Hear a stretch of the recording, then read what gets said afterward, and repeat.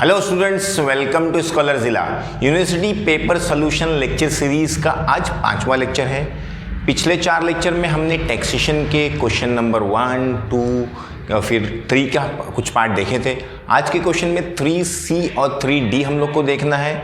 जो 3C का question है वो आपका जो बेस है वो है, उसमें आप लोग को पता करना है रेसिडेंशियल स्टेटस डिटरमाइन करना है, पता करना है कि उसका रेसिडेंशियल स्टेटस क्या है, जो भी इंसान के बारे में दिया है। और जो क्वेश्चन नंबर 3D है वो वापस से आप लोग को कैपिटल गेन है। तो 3 के ए में भी बी में भी कैपिटल गेन था और डी में भी कैपिटल गेन है।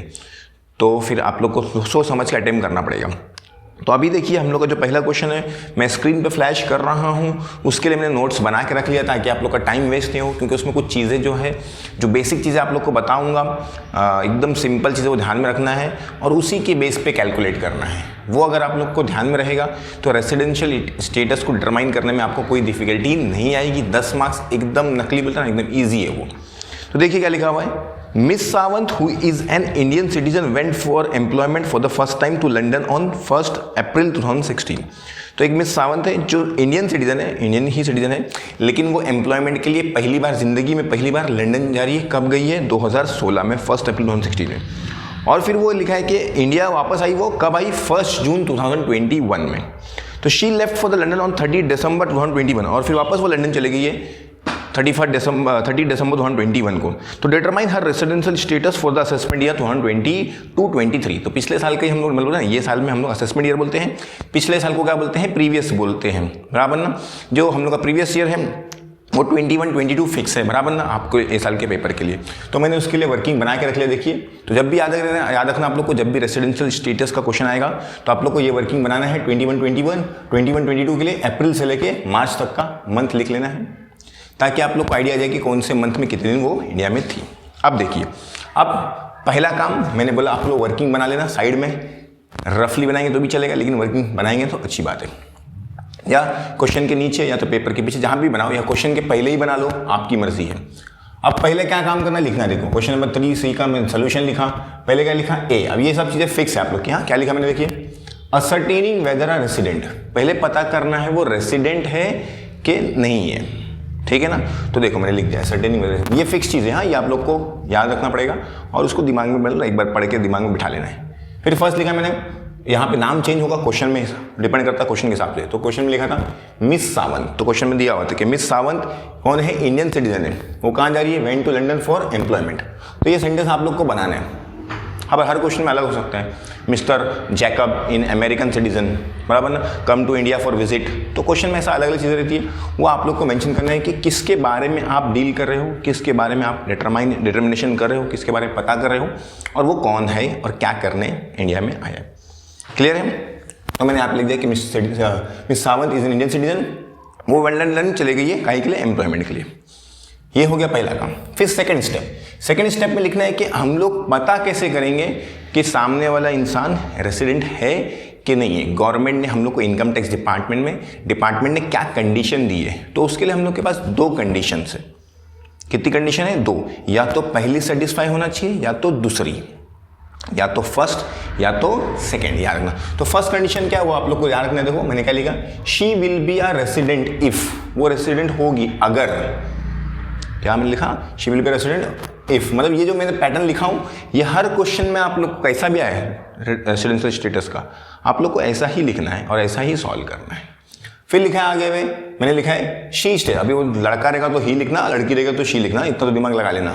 तो she stage in India for 180 days और 182 डेज और more from 1 April 2021 to 31 March 2022। मतलब पिछला जो साल है, प्रीवियस ईयर जो है 21 से लेके, मतलब 1 अप्रैल 2021 से लेके 31 मार्च 2022 तक, बराबर है। उसके अंदर जो भी हम जिसके बारे में भी डिटर्मिनेशन कर रहे हैं, वो पिछले साल में 182 डेज या तो उससे ज़्यादा इंडिया में रहना चाहिए। कितना डेज? 182 और मोर। कौन सी ईयर में? पिछले साल में। तो हम लोग उसको रेसिडेंट बोल देंगे। तो अभी चेक लिख दिया मैंने कंडीशन। फिर सेकंड कंडीशन क्या है? अगर ये 182 वाली सेटिस्फाई नहीं होती है तो हम लोग सेकंड चेक करेंगे, उसमें 2 का जोड़ी है। जैसे इसमें एक ही था कि 182 चेक कर लिया, हो गया। इसमें लेकिन दोनों आना चाहिए। दोनों मतलब पहले तो आना चाहिए कि she stage in India for 60 days और more from 1 April 21 to 31 March 2022, मतलब पिछले साल में 60 डेज या तो उससे ज़्यादा होना चाहिए, साथ में एंड मतलब ये 60 होना चाहिए और साथ में 365 भी होना चाहिए पिछले 4 preceding previous years. Preceding previous मतलब पिछले साल को छोड़ के उसके पिछले 4 साल देखना है हम लोग को। तो मैंने कैसा लिखा, देखो यहाँ पे 21 था, 4 साल कम करना है, तो मैंने 21 के 4 साल कम करके कितना हो गया, 17 हो गया, बराबर ना, क्लियर है कि नहीं। तो 4 साल कम करके मैंने लिख दिया, क्लियर है। यहाँ पे 17 हो गया ना और यहाँ पे 21। तो इस तरह से हम लोग ये वर्किंग बनाना है हम लोग को।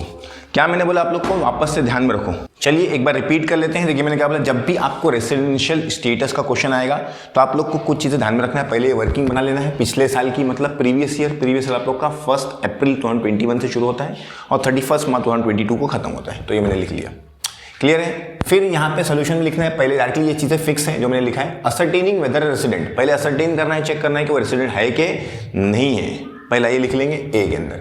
फिर उसमें लिखेंगे 1, उसमें लिखना है कि जो भी जिसके बारे में भी क्वेश्चन पूछ रहा है उसके बारे में थोड़ा सी इन्फॉर्मेशन लिखना है। तो मैंने लिखा, देखो क्वेश्चन में लिखा था miss Sawant is an Indian citizen, वो लंदन जा रही है एम्प्लॉयमेंट के लिए, वही मैंने लिखा है, went to London for employment. हर क्वेश्चन में अलग अलग चीज़ें हो सकती है, तो उसके हिसाब से उसको समझा के लिखने का। फिर सेकंड लिखने का कि she will be a resident if, फिर पता करने का कि रेसिडेंट कब होगी। तो लिखा मैंने she will be a resident if, मतलब वो रेसिडेंट होगी अगर। रेसिडेंट कब बन जाएगी वो, जब ये 2 कंडीशन में से कोई एक कंडीशन सेटिस्फाई करेगी। पहली कंडीशन क्या है, पहली कंडीशन अकेली है, उसमें कोई साथ में नहीं है, सिर्फ ये लिखा है कि पिछले साल में 182 डेज या तो उससे ज़्यादा वो रहना चाहिए इंडिया में, बस। या अगर ये पूरी नहीं होती है 182 डेज वाली, तो सेकंड वाले पे जाएंगे। सेकंड वाले में लेकिन 2 की जोड़ी है, दोनों हाँ होना चाहिए, दोनों में से एक भी ना हुआ तो फिर नहीं चलेगा। तो उसमें 2 क्या है, एक तो पिछले साल में 60 है, उसके अंदर कितना है 60, लेकिन साथ में क्या बोला है उसके पिछले 4 साल में, पिछले साल के उसके पिछले 4 साल में, देखो यहाँ पे 21 है, यहाँ पे क्या लिखा मैंने 17, तो उसके पिछले 4 साल में कितना होना चाहिए, 365 डेज होना चाहिए। कितना होना चाहिए, 365 या तो उससे ज़्यादा, मतलब 60 प्लस 365 चाहिए। 60 पिछले साल में, 365 पिछले 4 सालों में, मतलब पिछले के पिछले 4 सालों में, मतलब बोलता पिछले साल छोड़ के उसके पिछले 4 साल में, पिछले 4 साल में 365 होना चाहिए और पिछले साल में 60 होना चाहिए। तो फिर ये दोनों में से कोई भी ऐसा आ गया तो हम लोग बोलेंगे मिस सावंत या जो भी क्वेश्चन के बारे जिसके बारे में पूछ रहा है वो रेसिडेंट है। तो थर्ड में हम लोग क्या लिखेंगे, हमारा आंसर लिखेंगे, कैलकुलेशन अभी हम लोगों ने की है नहीं, बराबर है। तो ये पार्ट हो गया। अब हम लोग कैलकुलेशन करते हैं। देखो क्वेश्चन में लिखा था कि वो इंडिया में 1 अप्रैल 2016 को गई, मतलब 2016 तो पिछले साल की बात नहीं चल रही है। पिछले साल की बात करेंगे तो देखो 1 जून की बात करें उसने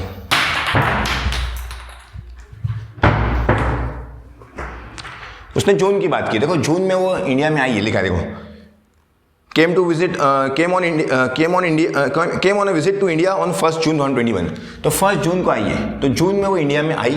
तो सिंपल सी बात है, हम लोग को खाली क्वेश्चन ध्यान देने का कि वो इंडिया में जो भी जिसके बारे में सॉल्व कर रहे हो वो इंडिया में कितने दिन रहता है, बाहर गया ये किया उससे कुछ मतलब नहीं है। इंडिया में उसका स्टे कितने दिन है वो ध्यान में रखने का। क्या ध्यान में रखने का, इंडिया में कितने दिन है, बाहर गया क्या करना उससे मतलब नहीं है हम लोग को, बाहर गया वो छोड़ दो। इंडिया में कितने दिन थी वो देखो 1 जून को आई है। तो 1 जून को आई और कब गई, डायरेक्टली लिखा देखो, she left to London 30 December, 30 दिसंबर को गई, मतलब 1 जून से लेकर 30 दिसंबर तक इंडिया में ही थी। तो जून के मंथ में पूरे 30 दिन होते हैं, जुलाई में 31, ये थोड़ा पता होना चाहिए आप लोग को, हाँ, ये तो फिर ये थोड़ा बचपन में अगर हम लोग सीखेंगे याद होगा, ये सब ऊपर, बराबर ना। फिर अगस्त में भी कितना होता है 31, सितंबर में 30, अक्टूबर में 31, नवंबर में 30 और दिसंबर में 31 होते हैं, लेकिन वो 30 को चली गई। देखो लिखा है she left to London on 30 December, 30 दिसंबर को वो चली गई लंदन। उसके बारे में कुछ नहीं बताया बाद में फिर, मतलब ये साल की इन्फॉर्मेशन हम लोग को हो गई। अब अगर हम लोग टोटल निकालेंगे तो पता चलेगा कितने दिन वो इंडिया में रही थी। देखो अगर देखेंगे तो 1 2 3 4 5 6 7, तो ये हो गया आप लोग का 371 और 13, तो 213 आता है। तो मतलब प्रीवियस ईयर में वो कितना रही, 213 दिन नहीं है। तो इसका मतलब फर्स्ट वाली कंडीशन क्या होगी उसकी, सेटिस्फाई होगी ना, क्योंकि उसमें बोला था कि अगर पिछले साल में 182 से या उससे ज़्यादा अगर कोई भी इंडिया में रहता है तो उसको हम लोग क्या बोल देंगे, रेसिडेंट बोल देंगे। तो हो गया रेसिडेंट। सिटीजन की बात नहीं चल रही है, रेसिडेंट की बात चल रही है। तो यहाँ पे हम लोग लिखेंगे कंक्लूजन में, शी सेम उठा के लिखने का पूरा, she stage in India for कितना 213 डेज, कितना दिन 213 डेज। दैट इज कैसे आया वो शो कर देने का, या तो लिख लेने का वर्किंग नोट 1, इसको वर्किंग नोट 1 लिखने का और इसको क्या लिखने का 2, बराबर ना, और डेट लिख देने का from first April 2021 to 31 March 2022, ये वाला सेम कि she stage in India for, मतलब 182 डेज खाली हम लोग बोलते हैं कंडीशन है, लेकिन उसका आंसर क्या हम लोग का कितने दिन रही है वो 213, और बराबर ना फ्रॉम 1 अप्रैल 2000, क्लियर है। तो ये मैंने उठा के मैंने क्या लिखा, कैलकुलेशन लिखा, ये मेरा कंडीशन थी, ये क्या है मेरा कैलकुलेशन है। लास्ट में क्या लिखने का, कंक्लूजन, कंक्लूजन क्या लिखने का, मिस सावंत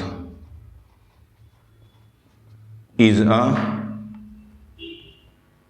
रेसिडेंट, बराबर ना, क्योंकि वो कंडीशन सर्टिफाई कर लेते, लिखने का फिर शी सेटिस्फाइज कंडीशन 2A, बराबर ना, क्योंकि लिख देने का एज, यहाँ पे एज क्या लिखा मैंने कंक्लूजन में, miss Sawant is a resident, miss Sawant क्या है, रेसिडेंट है, क्यों, as he satisfy condition 2A, condition 2A उसने क्या कर ली, पूरी कर ली, सेटिस्फाई कर लिया, तो ये हो गया रेसिडेंट का काम। बस इतना ही काम है, पिछले साल में चेक करने का वो कितने दिन है, जो भी जिसके बारे में भी हम लोग इन्फॉर्मेशन ले रहे हैं। 180 डेज है तो चलेगा, या तो 180 डेज नहीं होगा तो फिर हम लोग 60 + 365 वाली चेक कर सकते हैं, क्लियर है। तो ये हो गया हम लोग का पहला काम। सेकंड जो है हम लोग का, अब अगर रेसिडेंट आता है तो यस हम लोग मिस्टर सावंत इज रेसिडेंट, अगर नॉन रेसिडेंट आ गया तो ये आगे का पार्ट आएगा ही नहीं, नीचे का पार्ट, ये जो बी मैंने लिखा हूँ इसको नहीं लिखने का, सिर्फ यहाँ लिख के छोड़ देने का। नॉन रेसिडेंट आया तो, अभी रेसिडेंट आया ना, तो जब भी रेसिडेंट आएगा तो टेंशन है, ऑर्डिनरी है कि नॉन ऑर्डिनरी है। जब भी रेसिडेंट आएगा तो क्या चेक करने का, उसके बाद ऑर्डिनरी और नॉन ऑर्डिनरी। नॉन रेसिडेंट आया तो कोई टेंशन नहीं, रेसिडेंट आया तो टेंशन। रेसिडेंट आया तो टेंशन क्या है, ऑर्डिनरी है कि नॉन ऑर्डिनरी है। अब ऑर्डिनरी के भी 2 कंडीशन है, कितनी कंडीशन है, 2, और दोनों में यस आना चाहिए, दोनों में क्या आना चाहिए, यस। तो मैंने देखा, लिखो ascertaining whether an ordinary resident, तो miss Sawant will be an ordinary resident if she is, क्या मैंने बोला कि मिस सावंत क्या होगी, ऑर्डिनरी रेसिडेंट होगी if she is a resident for at least 2 out of 10 preceding years, ठीक है ना, पिछले 10 साल में, पिछला साल को छोड़ के, पिछले साल को छोड़, प्रीसीडिंग 10 ईयर्स मतलब पिछले साल को छोड़ के उसके पिछले 10 सालों में कितने साल होना चाहिए, 2 साल क्या आना चाहिए, उसका रेसिडेंट आना चाहिए। 2 साल रेसिडेंट मतलब 2 साल में 182 डेज या तो उससे ज़्यादा आना चाहिए, तो उसी को हम लोग रेसिडेंट बोलते हैं ना। तो 2, 10 में से मिनिमम कितना आना चाहिए, 2 आना चाहिए, ठीक है। फिर साथ में क्या है, and stage in India for 730 days और मोर फ्रॉम 1 अप्रैल 14 टू 31 मार्च 2021, मतलब पिछले 7 साल में, 7 ईयर्स में, पिछले 7 सालों में कितना रहना चाहिए, 730 डेज या तो उससे ज़्यादा। पहली कंडीशन में रेसिडेंट की बात कर रहा है, वो किसकी बात कर रहा है, रेसिडेंट की।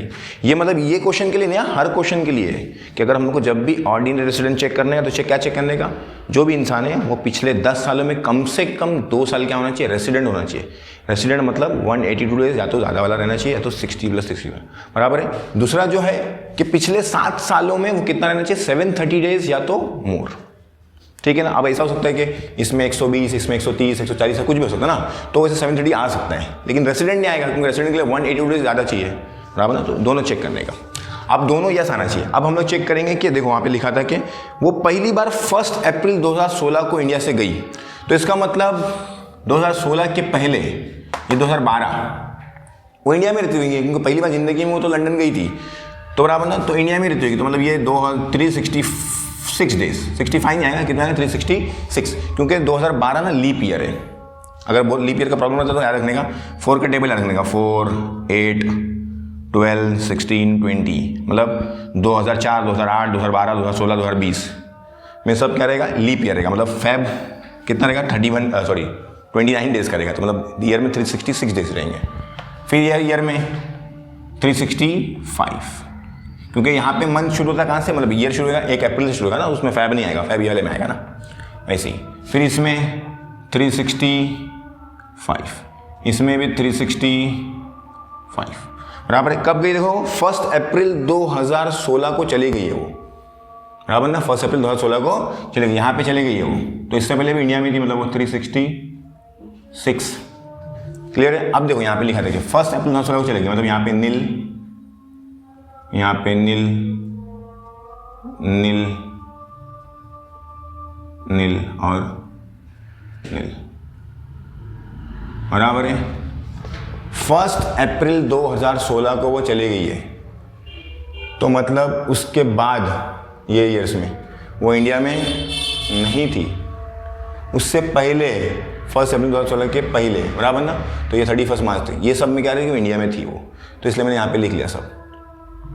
क्लियर है? तो ये आ गया हम लोग का कैलकुलेशन पिछले 10 साल का, उसमें 7 साल भी कवर हो गया बराबर ना। अगर हम लोग इसका टोटल करेंगे तो इसको कैलकुलेटर यूज़ करना पड़ेगा हम लोग को, 365 टोटल करना पड़ेगा इसका आप लोग को। ठीक है, वो टोटल करता हूँ मैं साइड में बाद में। तो अभी देखिए, अब हम लोग का ये भी कैलकुलेशन हो गया, पिछले 10 सालों का कैलकुलेशन भी हो गया।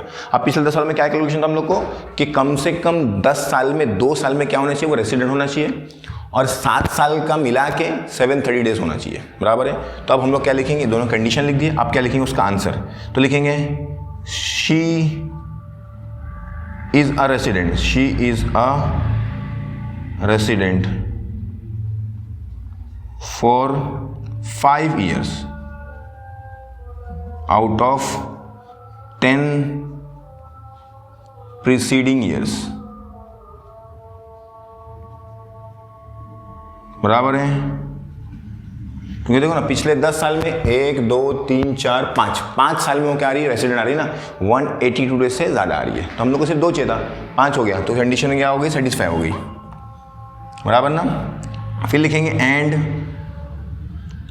शी स्टेज फॉर, कितने डेज आते हो टोटल कर लीजिए। हाँ, टोटल मैं करता हूँ 1 मिनट।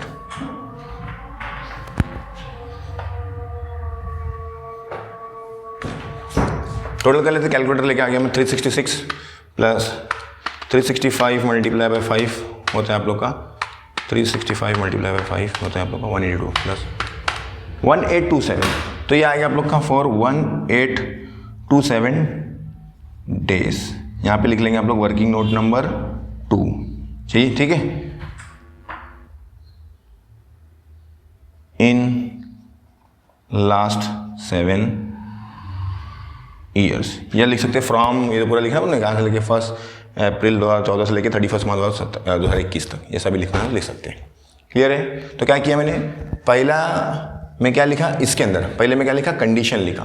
कंडीशन क्या थी, 10 में से 2 रेसिडेंट आना चाहिए और पिछले 7 सालों में 730 डेज से ज़्यादा होना चाहिए। थर्ड में, सेकंड में क्या लिखा मैंने, आंसर लिखा कि पिछले 10 साल में वो 5 साल रेसिडेंट है एंड हम लोग को 7 सालों में वो 1827 दिन वो क्या थी, इंडिया में थी बराबर है। तो ये हो गया हम लोग का। अब देखेंगे तो आप लोग दोनों कंडीशन 35 हो गए, 2 में से 10 में से 2 भी आ गया है और 730 डेज से ज़्यादा भी आ गया है। तो हम लोग कंक्लूजन में लिखेंगे miss Sawant is ordinary resident. अगर दोनों में से एक भी चीज सेटिस्फाई नहीं होती थी तो फिर वो नॉन ऑर्डिनरी रेसिडेंट होती थी। हाँ, दोनों में से कोई एक भी, हाँ दोनों यस होना चाहिए। दोनों में से एक भी ना आया तो नॉन रेसिडेंट, दोनों ना आया तो फिर सिंपल सी बात खत्म ही हो गया। दोनों यस आना चाहिए, दोनों यस आएगा तभी ही वो ऑर्डिनरी रेसिडेंट होगी, अदरवाइज मतलब जो भी रहेगा, अब लड़का रहेगा तो लड़की, मतलब लड़के के हिसाब से लिखना, लड़की रहेगी तो लड़के के हिसाब से, ठीक है। तो ये हो गया हम लोग का रेसिडेंशियल स्टेटस, फिनिश हो गया क्वेश्चन। अब आते हैं हम लोग यहाँ पे आप लोग का क्वेश्चन नंबर 2 पे आते हैं। क्वेश्चन नंबर 2 आप लोग की स्क्रीन पे फ्लैश कर रहा हूँ मैं, ये तरह फ्लैश करता हूँ, जरा देखिए क्या क्या लिखा हुआ है। Miss Ruchita furnish the following particulars for the previous year ending 31 March 2022। Request you to compute the taxable capital gain for the assessment year 2020-23। She had a residential house purchase on 1 April 2001 for 5 lakh. तो उसने घर खरीदी है, मतलब ये हम लोग का कैपिटल गेन का क्वेश्चन है, और उसने 5 लाख में घर खरीदी है। 5 लाख में घर खरीदी तो हम लोग बोलते हैं उसको कॉस्ट ऑफ एक्विजिशन, बराबर ना। Next, in the year 2013-14 further construction was improvement was incurred was 60,000। तो इसको बोलते हैं हम लोग, अगर उसमें कुछ हम लोगों ने इंप्रूवमेंट किए, कुछ चेंजेस किए, कुछ बढ़ाए, एडिशन किए, तो उसको हम लोग बोलते हैं कॉस्ट ऑफ इंप्रूवमेंट। तो वो भी है, ठीक है। नेक्स्ट दिया हुआ है कि उसने घर बेच दी, कितने बेच दी, 50 लाख रुपए में उसने क्या कर दी, सेल कर दी। तो ये हम लोग का सेल कंसिडरेशन का पार्ट है। पिछला वीडियो अगर आप लोगों ने देखे होंगे तो आप लोग को पता होगा। फिर लिखा है expenditure in connection with transfer, मतलब अगर हम लोगों ने वो ट्रांसफर करने के लिए कुछ खर्चा वर्चा किए थे, मतलब ना सेल करने के लिए, तो खर्चा क्या हो जाएगा हमारे सेल कंसेशन में से क्या हो जाएगा, माइनस हो जाएगा। चलिए नेक्स्ट लिखा हुआ है कि उसने नया घर खरीदी, कितने का खरीदी, 25 लाख का। तो आप लोगों ने बताया था कि 25, अगर नया घर खरीदते हैं तो हम लोग को डिडक्शन मिलता है, लेकिन 1 साल के अंदर ही खरीदना चाहिए, तो हम लोग को डिडक्शन मिलता है अंडर सेक्शन 54। फिर है उसने बॉन्ड्स खरीदी है RECL के, रूरल इलेक्ट्रिफिकेशन कॉर्पोरेशन लिमिटेड के, तो उसका भी डिडक्शन था अंडर सेक्शन 54EC, बराबर ना, तो डिडक्शन मिलेगा उसको। और लास्ट में हम लोग को CII दिया हुआ है, मतलब कॉस्ट ऑफ इन्फ्लेशन इंडेक्स दिया हुआ है, तो एकदम सिंपल। तो यहाँ पे मैंने देखिए, यहाँ पे ऊपर का मैंने वो चीज़ें लिखा नहीं हुआ, मैं आप लोग को यहाँ पे लिखना है नेम, जो भी है क्या नाम है उसका, मिस रुचिता, फिर वहाँ पे आप लोग का प्रीवियस ईयर, वहाँ पे असेसमेंट ईयर, वहाँ पे क्या बोलते हैं status, ordinary and resident and ordinary resident, वो आप लोग को वहाँ पे मेंशन करना है। पिछले क्वेश्चन में मैंने मेंशन किया था, यहाँ पे जल्दी करने की वजह से मैं मेंशन नहीं कर रहा हूँ, आप लोग मेंशन करना है, उसके मार्क्स कट जाते हैं। तो चलिए स्टार्ट करते हैं। सब में पहले दिया है आप लोग को, पहले लिखना है आप लोग को सेल्स कंसिडरेशन।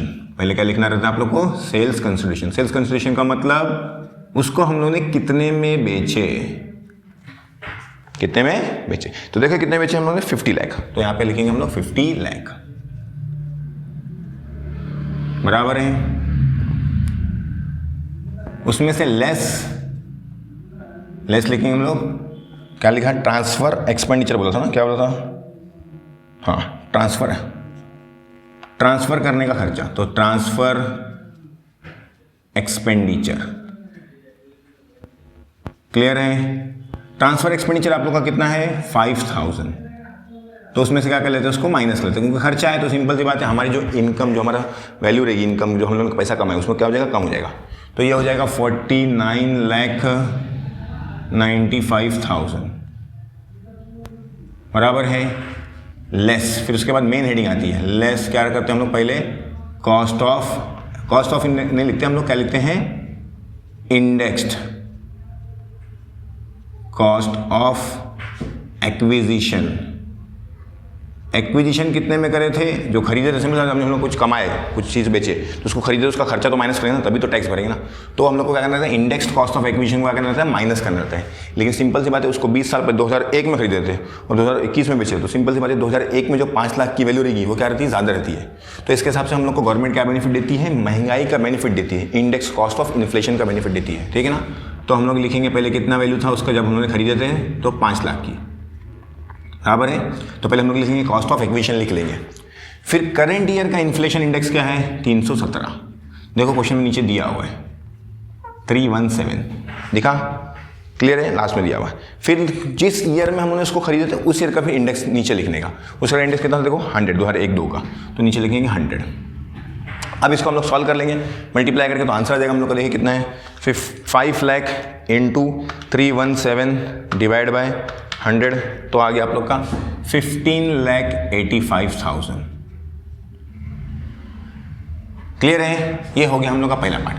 फिर सेकंड रहेगा लेस, अगर हम लोगों ने उसमें कुछ चेंजेस करें, इंप्रूवमेंट करें, बिल्डिंग बढ़ाए, बराबर ना, तो उसका भी खर्चा हम लोग को बेनिफिट मिलता है। तो उसको लिखते हैं हम लोग इंडेक्स्ड कॉस्ट ऑफ इम्प्रूवमेंट।